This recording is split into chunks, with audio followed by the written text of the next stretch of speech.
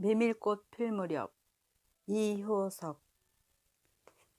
여름장이란 애시당초에 글러서 해는 아직 중천에 있건만 장판은 벌써 쓸쓸하고 더운 햇발이 벌려놓은 전 휘장 밑으로 등줄기를 훅훅 볶는다. 마을 사람들은 거지반 돌아간 뒤요 팔리지 못한 나무꾼 패가 길거리에 궁식거리고들 있으나 석유병이나 받고 고기 말이나 사면 족할 이 축들을 바라보고 언제까지든지 버티고 있을 법은 없다. 춥춥스럽게 날아드는 파리떼도 장난꾼 각다기들도 귀찮다. 얼음뱅이요 왼손잡이인 드림 전의 허생원은 기어코 동업의 조선달을 낚아보았다. 그만 걸을까? 잘 생각했네. 봉평장에서 한 번이나 흐뭇하게 사본 일 있었을까? 내일 대화장이나 가서 한몫 벌어야겠네. 오늘 밤은 밤을 패서 걸어야 될걸? 달이 뜨렸다. 절렁절렁 소리를 내며 조선달이 그날 산 돈을 따지는 것을 보고 허생원은 말뚝에서 넓은 휘장을 걷고 벌려놓았던 물건을 거두기 시작하였다. 무명필과 주단바리가 두 고리짝에 꼭 찼다. 멍석 위에는 천조각이 어수선하게 남았다. 다른 축들도 벌써 거진 전들을 걷고 있었다. 약바르게 떠나는 패도 있었다. 어물장수도 땜장이도 엿장수도 생강장수도 꼴들이 보이지 않았다. 내일은 진부와 대화의 장이 선다. 축들은 그 어느 쪽이든지 밤을 새우며 60-70리 밤길을 타박거리지 않으면 안 된다. 장판은 잔치 뒷마당같이 어수선하게 벌어지고 술집에서는 싸움이 터져 있었다. 주정꾼 욕시거리에 섞여 계집이 앙칼진 목소리가 찢어졌다. 장날 저녁은 정해놓고 계집의 고함소리로 시작되는 것이다. 생원 시침 때도 다 안 해. 춤주집 말이야. 계집 목소리로 문득 생각난 듯이 조선달은 비죽이 웃는다. 화준 지병이지 면서 패들을 적수로 하고야 대거리가 돼야 말이지. 그렇지도 않을걸? 축들이 사족을 못 쓰는 것도 사실은 사실이나 아무리 그렇다고 해도 왜 그 동이 말일세. 껌쩍같이 충주집을 후린 눈치거든. 뭐 그 애숭이가 물건 가지러 나갔나 보지. 착실한 녀석인 줄 알았더니 그 길만은 알 수 있나? 궁리 말고 갑옷에나 그려. 내 한턱 씀새. 그다지 마음이 당기지 않는 것을 쫓아갔다. 허생원은 계진가의 연분이 멀었다. 얼른뱅이 상판을 쳐들고 대어설 숫기도 없었으나 계집편에서 정도 보낸 적도 없었고 쓸쓸하고 뒤틀린 단생이었다. 충주집을 생각만 하여도 철없이 얼굴이 붉어지고 발밑이 떨리고 그 자리에 소스라쳐 버린다. 충주집 문을 들어서 술자석에서 짜장동이를 만났을 때에는 어찌된 설술인지 발끈 화가 나버렸다. 상의에 붉은 얼굴을 쳐들고 제법 계집과 농땅 치는 것을 보고서야 견딜 수 없었던 것이다. 녀석이 제법 난질꾼인데 꼴사납다. 머리에 피도 안 마른 녀석이 낮부터 술 처먹고 계집과 농탕이야. 장돌뱅이 망신만 시키고 돌아다니느나 그 꼴에 우리들과 한몫 보자는 셈이지. 동이 앞에 막아서면서부터 책망이었다. 걱정도 팔자요 하는 듯이 빤히 쳐다보는 상기된 눈망울에 부딪힐 때 결김에 따기를 하나 갈겨주지 않고는 베길 수 없었다. 동이도 화를 쓰고 팩하게 일어서기는 하였으나 허생원은 조금도 동색하는 법 없이 마음먹은 대로 다 짓거렸다. 어디서 주워먹은 선머슴인지 모르겠으나 내게도 애비애미는 있지. 그 사나운 꼴 보면 마음 좋겠다. 장사람 탐탁하게 해야 되지. 계집이 다 뭐야. 나가거라. 냉큼 꼴치워. 그러나 한마디도 대거리하지 않고 하염없이 나가는 꼴을 보려니 도리어 측은히 여겨졌다. 아직도 서슴서슴한 사이인데 너무 과하지 않았을까 하고 마음이 섬찟해졌다. 주제도 넘지. 같은 솔손님이면서도 아무리 젊다고 자식 낳게 되는 것을 붙들고 치고 닦아셀 것은 무엇야. 원. 충주집은 입술을 쫑긋하고 술 붓는 솜씨도 거칠었으나 젊은 애들한테는 그것이 약이 된다나 하고 그 자리에는 내 꼴에 계집을 가로채서는 어떡할 작정이노 하고 어리석은 꾸락서니를 모질게 책망하는 마음도 한편에 있었다. 그러기 때문에 얼마나 지난 뒤인지 동희가 헐레벌떡거리며 황급히 부르러 왔을 때에는 정신없이 허덕이며 충주집을 뛰어나간 것이다. 생원 당나귀가 발을 끊고 야단이에요. 각다기들이 장난이지 필연코. 짐승도 짐승이려니와 동희의 마음씨가 가슴을 울렸다. 뒤를 따라 장판을 다름질하니 개슴츠레한 눈이 뜨거워질 것 같다. 불악스런 녀석들이라 어쩌는 수 있어야죠. 나귀를 몹시 구는 녀석들은 그냥 두지 않을걸. 반평생을 같이 지내온 짐승이었다. 같은 주막에서 잠자고 같은 달빛에 젖으면서 장에서 장으로 걸어다니는 동안에 20년의 세월이 사람과 짐승을 함께 늙게 하였다. 가스러진 목 뒤 털은 주인의 머리털과도 같이 바스러지고 개진개진 젖은 눈은 주인의 눈과 같이 눈곱을 흘렸다. 몽당 비처럼 짧게 쓸린 꼬리는 파리를 좇으려고 기껏 휘저어 보아야 벌써 다리까지는 닿지 않았다. 달아 없어진 굽은 몇 번이나 도려내고 세철을 신켰을지 모른다. 굽은 벌써 더 자라나기는 틀렸고 달아버린 철 사이로는 피가 빼짓이 흘렀다. 냄새만 맡고도 주인을 분간하였다. 호소하는 목소리로 야단스럽게 울며 반겨한다. 어린아이들을 달래듯이 목덜미를 어루만져 주니 나귀는 코를 벌렁거리고 입을 투루루 거렸다. 허생원은 짐승 때문에 속도 무던히는 썩었다. 아이들이 장난이 심한 눈치여서 땀밴 몸뚱어리가 부들부들 떨리고 좀체 흥분이 식지 않는 모양이었다. 굴레가 벗겨지고 안장도 떨어졌다. 요 못쓸 자식들하고 허생원은 호령을 하였으나 패들은 벌써 주랭랑을 놓은 뒤요. 몇 남지 않는 아이들이 호령에 놀라 비슬비슬 멀어졌다. 우리들 장난이 아니오. 암놈을 보고 저 혼자 발광했지. 코 흘리게 한 녀석이 멀리서 소리쳤다.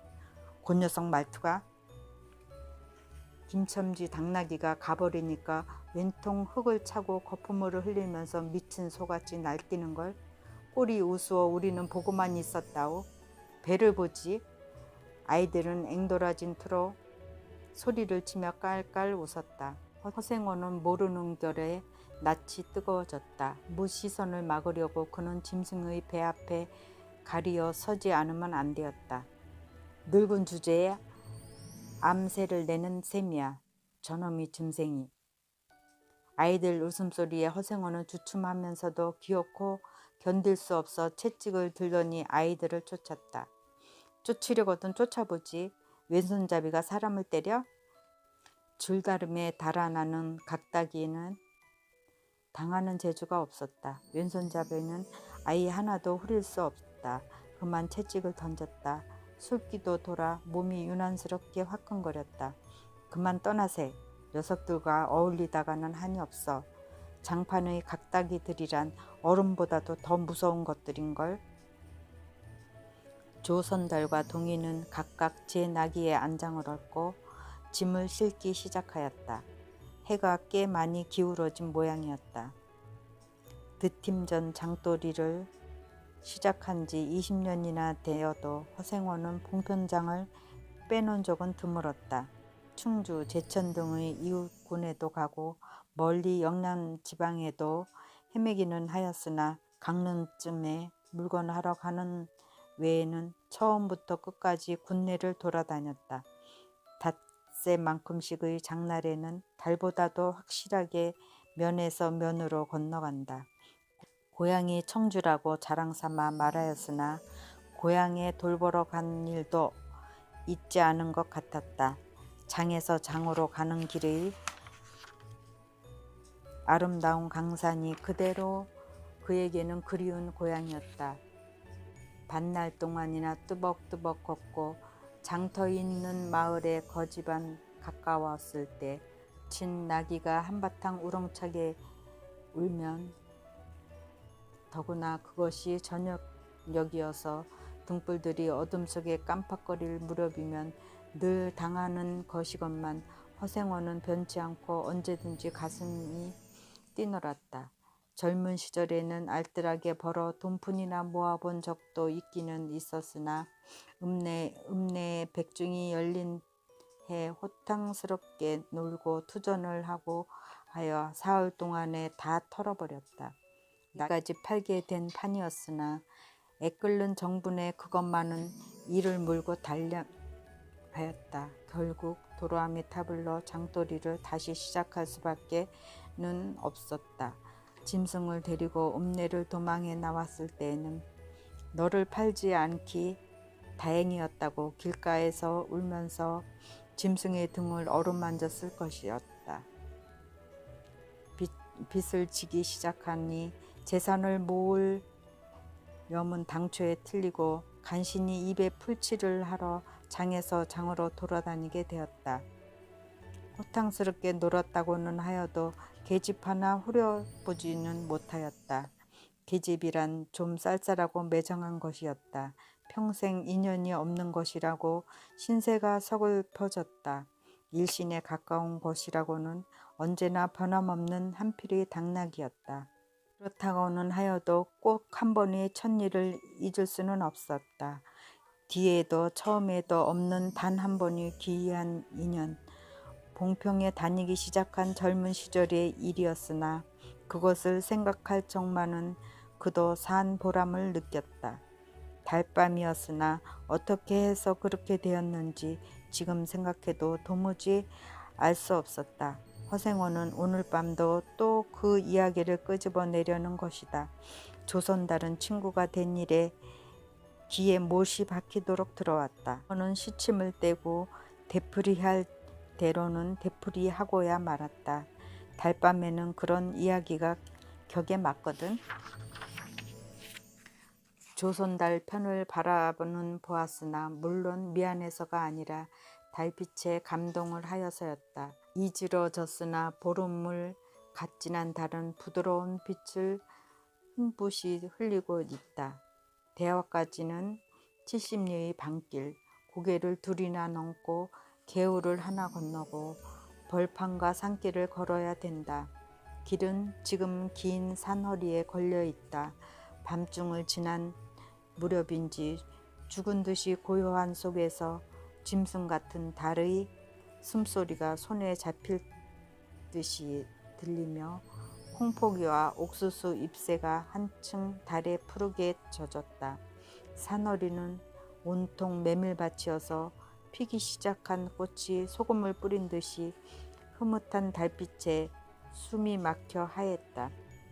붉은 대궁이 향기같이 애잔하고 나귀들의 걸음도 시원하다. 길이 좁은 까닭에 세 사람은 나귀를 타고 외줄로 늘어섰다. 방울소리가 시원스럽게 딸랑딸랑 메밀 밖으로 흘러간다. 앞장선 허생원의 이야기 소리는 꽁무니에 선 동이에게는 확적히는 안 들렸으나 그는 그대로 개운한 제못에 적적하지는 않았다. 장선 꼭 이런 날 밤이었네. 객주집 토방이란 무더워서 잠이 들어야지. 밤중은 돼서 혼자 일어나 개울가 목욕하러 나갔지. 봉평은 지금이나 그제나 마찬가지나 보이는 곳마다 메밀밭이어서 개울가 어디 없이 하얀 꽃이야. 돌밭에 벗어도 좋을 것을 달이 너무도 밝은 까닭에 옷을 벗으러 물방앗간으로 들어가지 않았나. 이상한 일도 많지.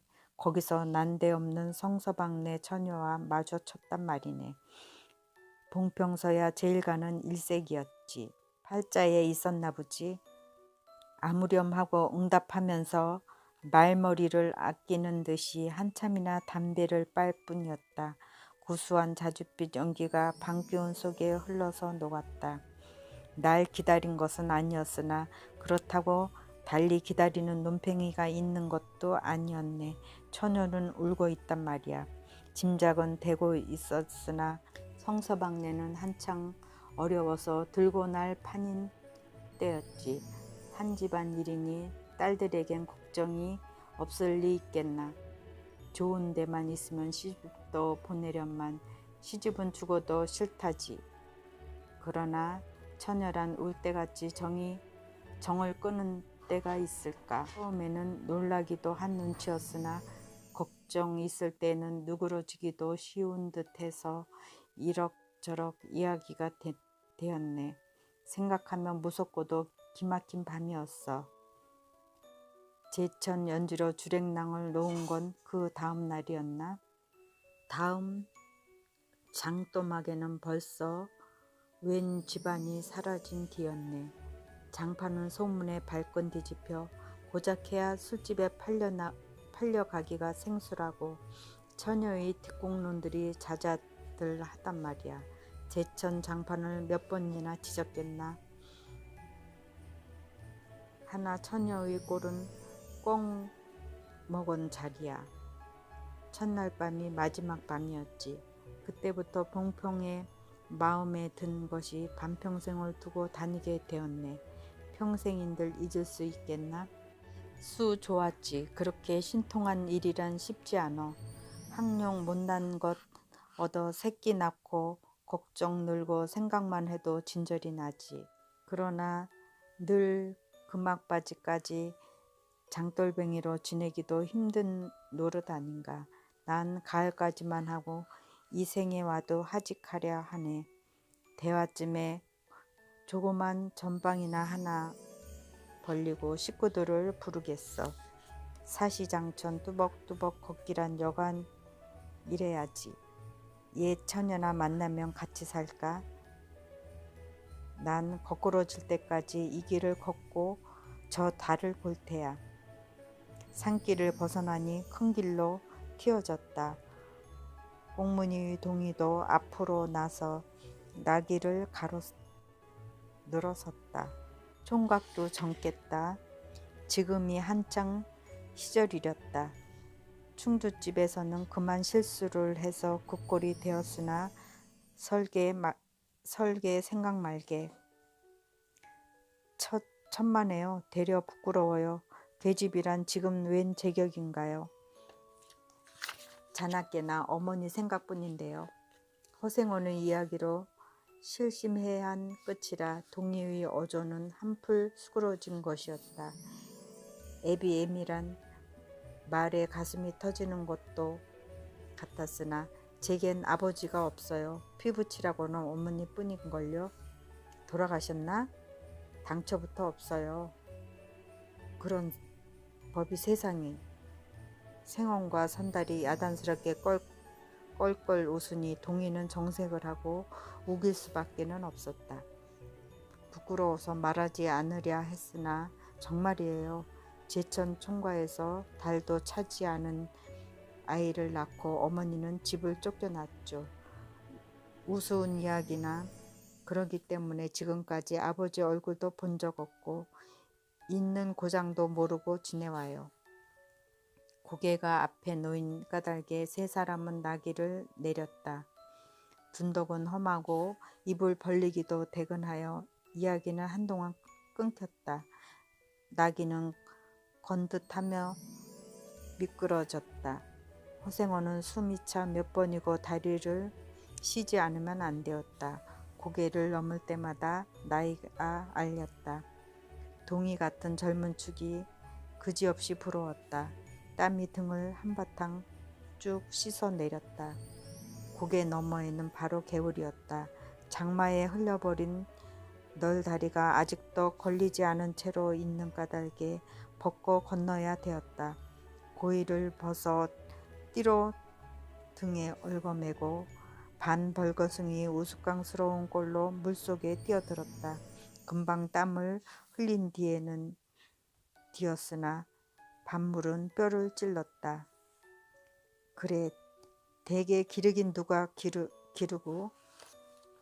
어머니는 하는 수 없이 의부를 얻어가서 술 장사를 시작했소.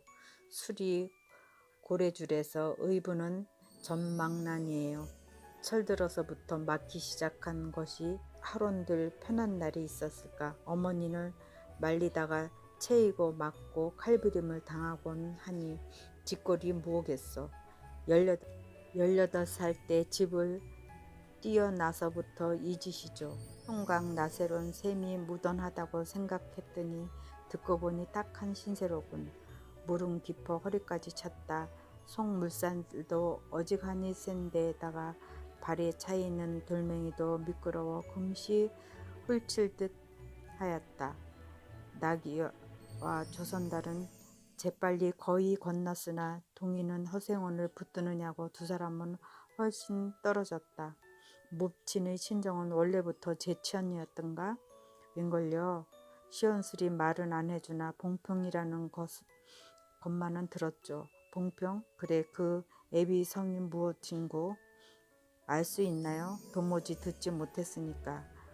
그렇겠지 하고 중얼거리며 흐려지는 눈을 까물까물 하다가 허생원은 경망스럽게도 발을 헛디뎠다. 앞으로 고꾸라지기가 바쁘게 몸체 풍덩 빠져버렸다.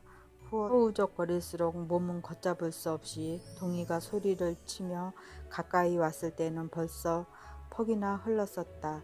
옷째 쫄짝 젖으니 물에 젖은 개보다도 참혹한 꼴이었다. 동이는 물속에서 어른을 해갑게 업을 수 있었다. 젖었다고는 하여도 여인 몸이라 장정 등에는 오히려 가벼웠다. 이렇게까지 해서 안 됐네. 내 오늘은 정신이 빠진 모양이야. 염려하실 것 없어요. 그래, 모치는 애비를 찾지 않는 눈치지. 늘 한번 만나고 싶다고는 하는데요. 지금 어디 계신가?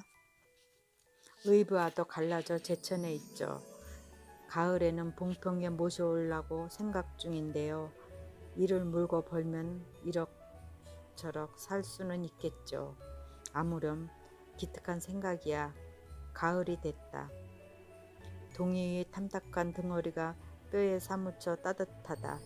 물을 다 건넜을 때에는 도리어 서글픈 생각에 좀 더 엎였으면 하였다. 진종일 실수만 하니 웬일이오 생원. 조선달은 바라보며 기어코 웃음이 터졌다. 나기 생각을 하다가 실족을 했어. 말 안 했던가?